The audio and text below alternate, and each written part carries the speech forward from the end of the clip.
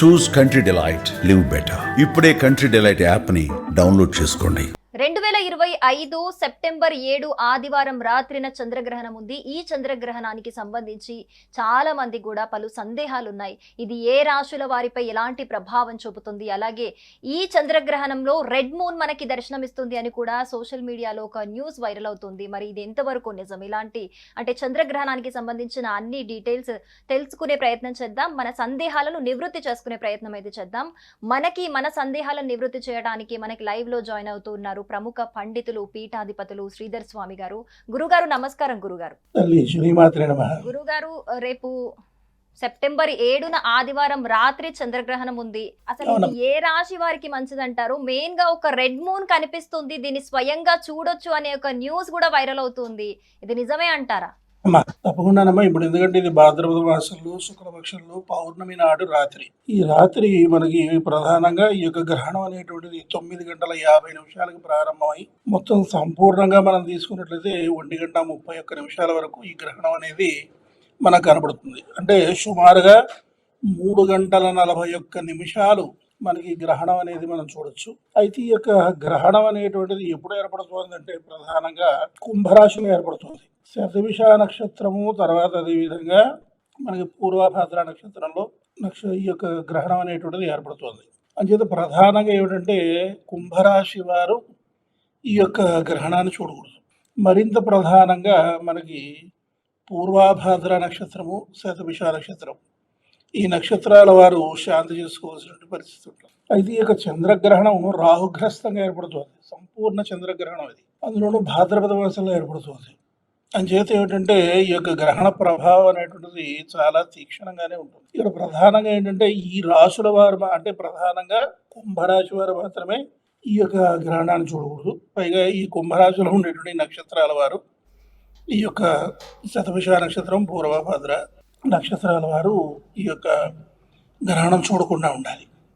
అలాగే వీళ్ళు ఏంటంటే మరుసటి రోజు ఏం చేయాలంటే చంద్రబింబాన్ని, బియ్యాన్ని దానం ఇవ్వాల్సిన పరిస్థితి కూడా ఉంటుంది. ఈ గ్రహణ కాలంలో ప్రధానంగా గర్భిణీ స్త్రీలు బహు జాగ్రత్తగా ఉండాల్సిన సమయంగా మనం చెప్పుకుంటాము. ఎందుకంటే ఈ యొక్క గ్రహణం అనేటువంటిది ఏ సమయంలో అయితే పడుతుందో అంటే ఆ సమయంలో ఏ యొక్క రాశి వారు ఉన్నారు అంటే ఏ రాశిలో పడుతుంది, ఏ నక్షత్రంలో పడుతుంది అనేటువంటి దాన్ని దృష్టిలో పెట్టుకుంటూ ఆ రాశి వారు ఆ నక్షత్రాల వారు చూడకుండా ఉండాలి.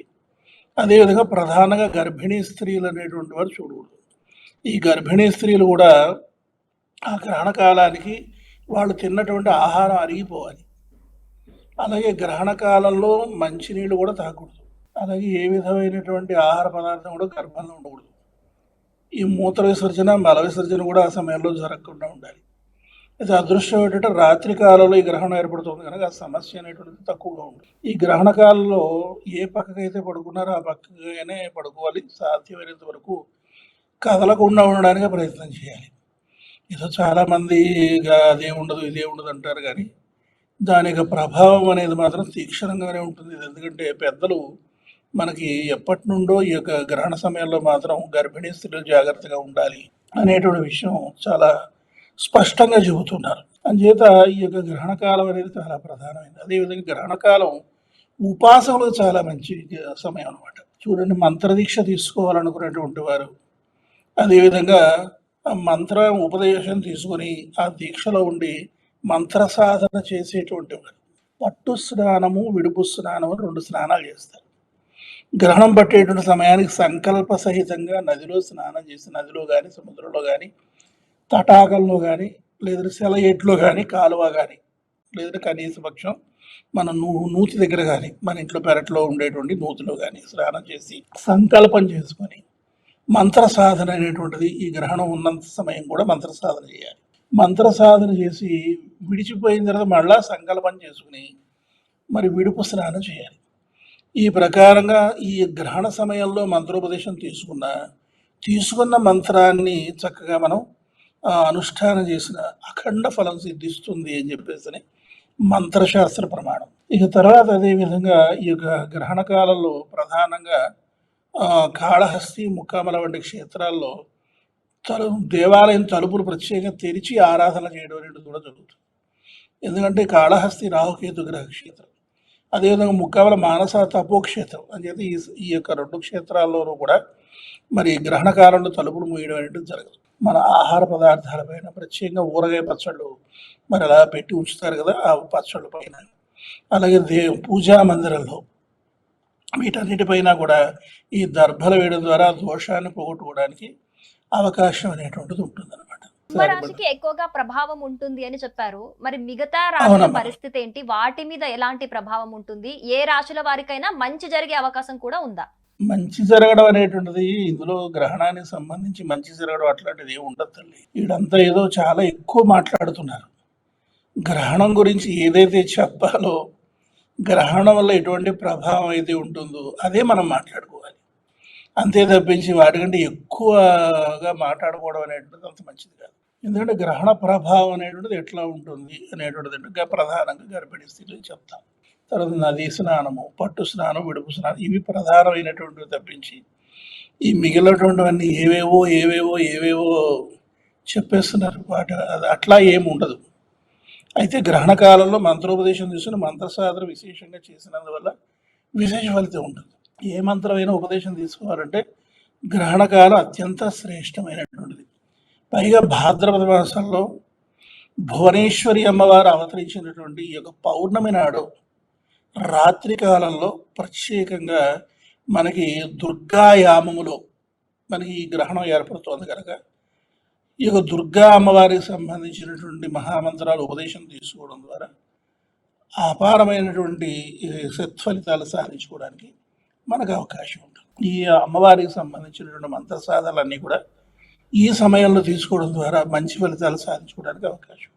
గురుగారు అందులోని కూడా చెప్పారు కుంభరాశి వాళ్ళు ఖచ్చితంగా ఈ గ్రహణాన్ని అయితే చూడకూడదు అని అన్నారు. ఒకవేళ పొరపాటున అనుకోకుండా బయటికి వెళ్ళి ఒకవేళ చూడవలసి వస్తే దానికి సంబంధించి ఏమైనా శాంతి చేసుకోవడం లాంటి ఏమైనా ఉంటాయా గురుగారు? తప్పకుండా. అంటే ఒకవేళ చూసినా చూడకపోయినా శాంతి చేసుకోవాల్సినటువంటి పరిస్థితి అనేటువంటిది ఉంటుందమ్మా. మరుసటి రోజు తెల్లవారుజామునే లేచి శిరస్నానం చేసి మరి యజ్ఞోపేతం ఉన్నటువంటి వాళ్ళైతే కనుక యజ్ఞోపేతం మార్చుకొని, అదేవిధంగా మగవాళ్ళైతే మొలతరాడు యజ్ఞోపేతం మార్చుకొని మరి చక్కగా ఏంటంటే సంకల్పం చేసుకుని శివాలయానికి వెళ్ళి ప్రత్యేకంగా సేరుంపావు బియ్యము, అదేవిధంగా చంద్రుడికి సంబంధించిన వెండి ప్రతిమ మరి ఒక తాంబూలంలో పెట్టి దక్షిణ సహితంగా అది పురోహితుడికి అంటే అర్చక స్వామికి కానీ పురోహితుడికి కానీ ఇవ్వడం ద్వారా ఆ దోషం నుండి బయటపడవచ్చు అని చెప్పేసి మనం చెప్పబడుతుంది. అలాగే ఈ గ్రహణం తర్వాత కొన్ని వరదలకు అధిక ముప్పు సంభవిస్తుంది అని చెబుతూ ఉన్నారు. అది ఎంతవరకు నిజం అంటారు గురుగారు? అయితే ఇక్కడ ఏంటంటే చంద్రగ్రహణ ప్రభావం, సంపూర్ణ చంద్రగ్రహణం ఏర్పడినప్పుడు కొన్ని రకాలైన ఉపద్రవాలు ఏర్పడేదానికి అవకాశం ఉంటుంది. ఎందుకంటే వరదలు వచ్చేటువంటి సందర్భంలో ఏదన్నా చూడండి, ఇప్పుడు ప్రస్తుతానికి ఏదైనా నది ఉప్పొంగుతుంది అనుకోండి, ఆ నది ఉప్పొంగినటువంటి నది ఏం చేస్తుందంటే సాగర సంగమం చేస్తుంది. ఆ నది నీరంతా కూడా సముద్రంలోకి పడిపోతుంది. ఆ విధంగా పౌర్ణమి నాడు కనుక వరద ఏర్పడినట్లయితే కనుక ఆ యొక్క సముద్రంలో ఉన్నటువంటి నీరు బయటకు వస్తుంది అనమాట. అంటే నది నుండి సముద్రంలోకి వెళ్ళేటువంటి నీటిని ఆపిస్తుంది, అది బిగబెట్టేస్తుంది సముద్రం. ఆ బిగబెట్టినప్పుడు ఏమవుతుందంటే నదిలో ఉన్న నీరంతా కూడా సముద్రంలో కలవడం మానేసి అటు ఇటు ఉన్నటువంటి ఆ ప్రాంతాలని ముంచడానికి అవకాశం ఉంటుంది. అందుచేత వరద ఉన్నటువంటి సందర్భంలో ఈ యొక్క పౌర్ణమి నాడు వచ్చేటటువంటి ఈ యొక్క గ్రహణం, అంటే ఇప్పుడు గ్రహణం వచ్చినా రాకపోయినా కూడా ఆ ప్రభావం అనేది చాలా తీక్షణంగా ఉంటుంది. పౌర్ణమి నాడు కనుక వరద వచ్చినట్టు, అదే గ్రహణంతో కూడుకున్నటువంటి పౌర్ణమి కనుక నష్టం అనేటువంటిది చాలా అధికంగా ఉంటుంది. భగవంతుని ప్రార్థన చేయడం, మన ప్రకృతి వైపరీత్యాలకు మనం ఏం చేయలేం కదా, భగవంతుని ప్రార్థన చేసి ఆ ఉపద్రవం నుండి రక్షించమని చెప్పేసి వేడుకోవడం.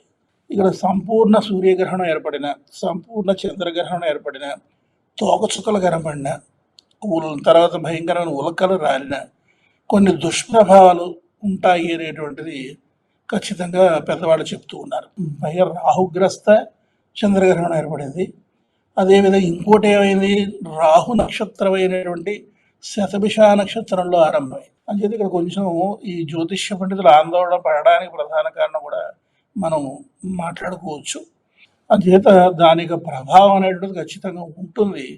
కానీ రహస్యమైన విషయం ఏమిటంటేనమ్మా, అఖండ భారతావనిలో మహానుభావులైనటువంటి పీఠాధిపతులు, మహాపండితులు, యతులు, సన్యాసులు, సాధకులు, ఉపాసకులు, గురువులు, మాతృశ్రీలు, మాతాజీలు, ఏ ఇట్లా మహానుభావులు ఎంతోమంది ఉండి వీళ్ళంతా ఏం చేస్తారంటే ఆ గ్రహణ ప్రభావం అనేటువంటిది మన పైన పడకుండా, ఆ గ్రహణ దుష్ప్రభావం అనేటువంటిది దేశం మీద లేకుండా వాళ్ళు సాధనలు చేసి ఆ దుష్ప్రభావాన్ని దూరం చేసేస్తారు.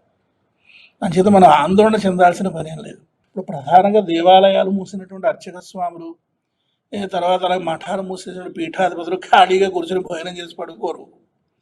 వీళ్ళంతా ఆ గ్రహణ కాలంలో ఏం చేస్తారంటే మొత్తం దేవాలయానికి సంబంధించినటువంటి ఆ యొక్క ఆ ప్రాంగణం అంతా కూడా దర్పలు పరిచేసేసి దిగ్బంధనాలు చేస్తారు, మంత్ర దిగ్బంధనాలు చేస్తారు, యంత్ర దిగ్బంధనం చేస్తారు, తంత్ర దిగ్బంధనం చేస్తారు. చేసి వాళ్ళు ఏం చేస్తారంటే అనుష్ఠానం చేస్తారు, అనేకమైన మహామంత్ర సాధనలు చేస్తారు, ముద్రా సహితంగా చేస్తారు, మంత్ర యంత్ర తంత్రాత్మక అనేకమైనటువంటి పూజా కార్యక్రమాలు చేస్తారు. ఆ చేయడం ద్వారా ఏమవుతుంది, ఈ దుష్ప్రభావాన్ని వాళ్ళు అణిచివేస్తారు. అలాగే దాని యొక్క ప్రభావం అనేది అంతగా ఉండదు.